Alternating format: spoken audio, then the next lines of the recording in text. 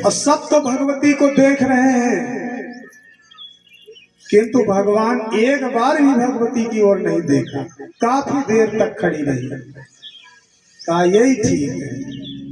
मंगलम भगवान विष्णु मंगलम गरुड़ध्वज, सब कुछ इनका मंगल है।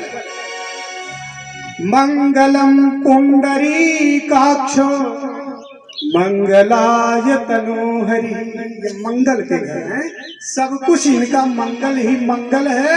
भगवती ने तत्काल विष्णु के गले में वरमाला डाल दी। सुमंगल कश्चन कांक्षते ही मामा,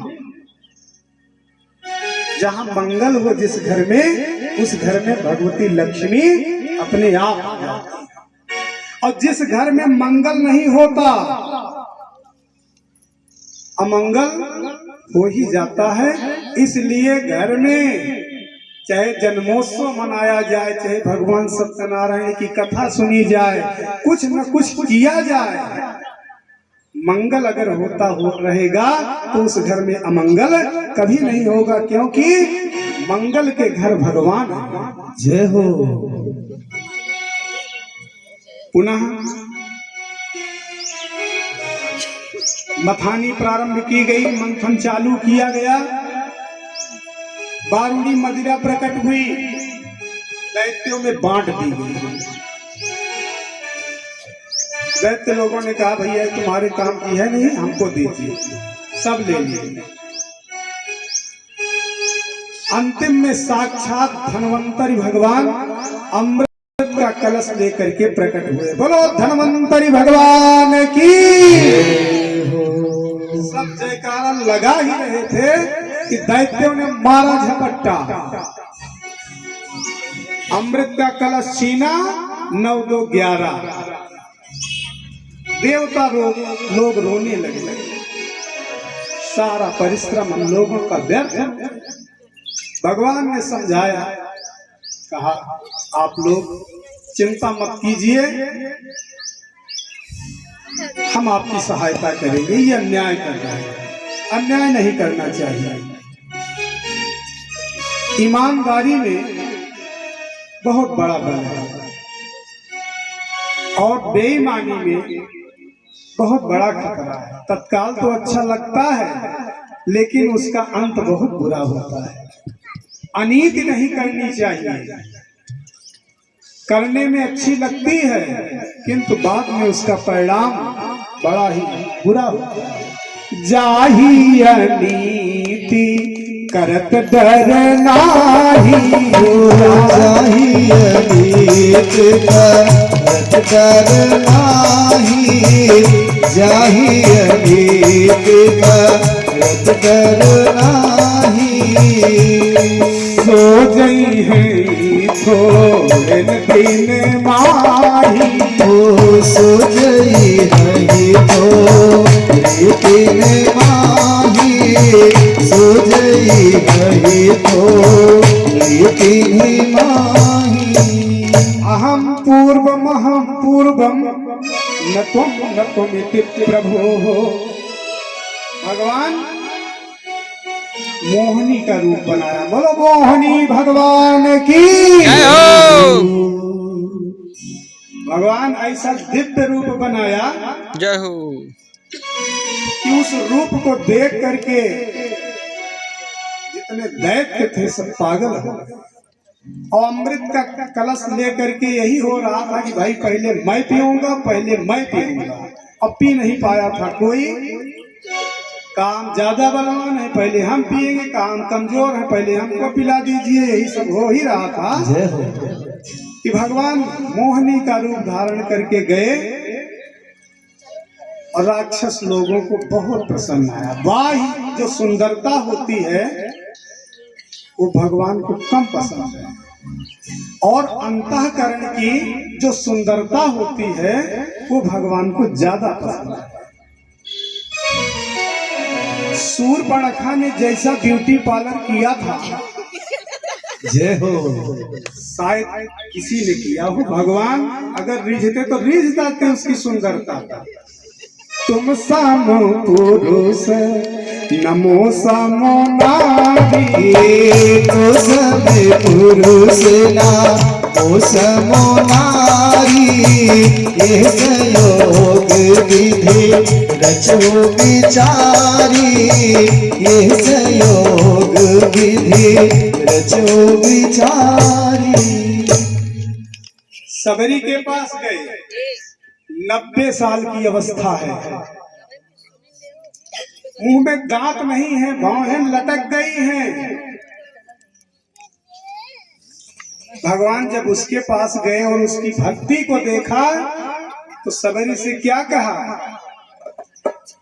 देवी माना हूँ एक भक्ति करना का, एक भगत करना का, मान हो एक भगत करना का। आमिर शब्द कह करके प्रयोग किया, जो सीता जी को प्रयोग करते हैं भगवान, वही शब्द सबरी के लिए प्रयोग किया। और सूर्पणखा सुंदर बन करके गई, भगवान ने दुत्कार दिया। लेकिन आज भगवान इतने सुंदर बन करके गए हैं कि राक्षस जितने हैं सब झगड़ा बंद। हुआ क्या, का तुम कंज पला साक्षी कुतो वा किंचिकीर सया। हे कमल नैनी, तुम कौन हो? दैत्यों ने पूछा, आप कौन हैं? इस घने जंगल में आप टहल रही हैं अकेले देवी। तो भगवान ने थोड़ा दिखावापन किया, कहा पराई स्त्री से बोलने में तुमको लज्जा नहीं आती? तुम कौन हो? कहा मैं कश्यप की संतान हूं। तब भगवान ने कहा, वयम कश्यप दायादः। अरे हम भी ऐसे वैसे घराने के नहीं हैं, बहुत बड़े घराने के हैं, कश्यप दादा की संतान हैं। और हम जितने भाई हैं बल और पौरुष में अथाह हैं। भगवान ने कहा, कश्यप दादा के संतान हो आप लोग? अरे भैया, बड़े बल पौरुष वाले हो, ठीक है, किस लिए लड़ रहे हो? कहा कुछ नहीं, थोड़ी सी झगड़ा है। अमृत निकला समुद्र से और हम भाई पीना चाहते थे, तो कोई कह रहा है मैं पहले पीऊंगा, कोई कह रहा है मैं पहले पीऊंगा। तो कहा इसके लिए न लड़िए, लाइए हम सबको पिला देते हैं। भगवान ने अमृत का कलश ले लिया अपने अंदर में, इतने में देवता प्रकट हो गए सब। भगवान ने कहा लड़िए झगड़िए नहीं, एक इस तरफ लाइन बनाया, एक इस तरफ लाइन बनाया, मुस्कुरा मुस्कुरा करके दैत्यों की ओर भगवान देवताओं को अमृत का पान कराने लगे। पहले देवताओं को पिलाया, दैत्यों को समझाया, कहा देखिए गाढ़ा वाला जो माल है वो सब अंदर बैठा हुआ है, जय हो। पहले आए इनको पानी वाला पिला दें, जय जय श्री राम। जो ऊपर ऊपर है और गाढ़ा माल सब अंदर है। सब मान गए, ठीक हमारी तरफ बोल रही हैं। तो अमृत पिलाना प्रारंभ किया देवताओं की ओर। देवताओं को तो भगवान अमृत पिला रहे हैं और दैत्यों को रूप सुधा का पान करा रहे हैं, मुस्करा रहे हैं उनकी ओर। उनकी मुस्कुराहट पर दैत्य लोग जितने हैं निहाल हो रहे हैं। इधर स्वरभान नाम के दैत्य ने भगवान के उस रूप को पहचान लिया, देवताओं की पंक्ति में जाकर के बैठा। सूर्य और चंद्रदेव ने इशारा किया, भगवान ने चक्र सुदर्शन से सिर तो काट दिया, लेकिन अमृत पी चुके थे। देवताओं में आज भी उनकी पूजा होती है, राहु और केतु के नाम से नवग्रह में आज भी उनकी पूजा की जाती है, क्योंकि अमृत का पान कर लिए थे। बात खुल गई, भयानक देवासुर संग्राम छिड़ गया। इस बार देवता अजर अमर हो चुके थे, जितने दैत्य थे सब मारे गए।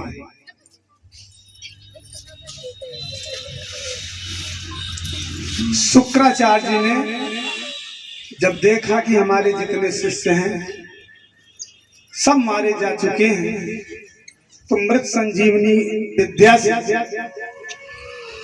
उन दैत्यों को जीवित किया। जीवित करने के बाद दैत्यों ने कहा, गुरुदेव अब तो हम लड़ने लायक ही नहीं है, क्योंकि देवता मरेंगे नहीं, अमृत का पान कर लिए हैं तो बार बार पराजय का मुख चखना पड़ेगा। तो शुक्राचार्य जी ने अपने शिष्यों को समझाया, कहा एक काम करो, सबकी काट मेरे पास है, लेकिन उस नारायण की काट मेरे पास नहीं है। कहा फिर गुरुदेव? कहा उसकी काट अगर ढूंढना है तो ब्राह्मणों के पास है, नारायण की काट है तो ब्राह्मण है, ब्राह्मण का कहा ज्यादा मानते हैं। अब अपने क्षेत्र के जो ब्राह्मण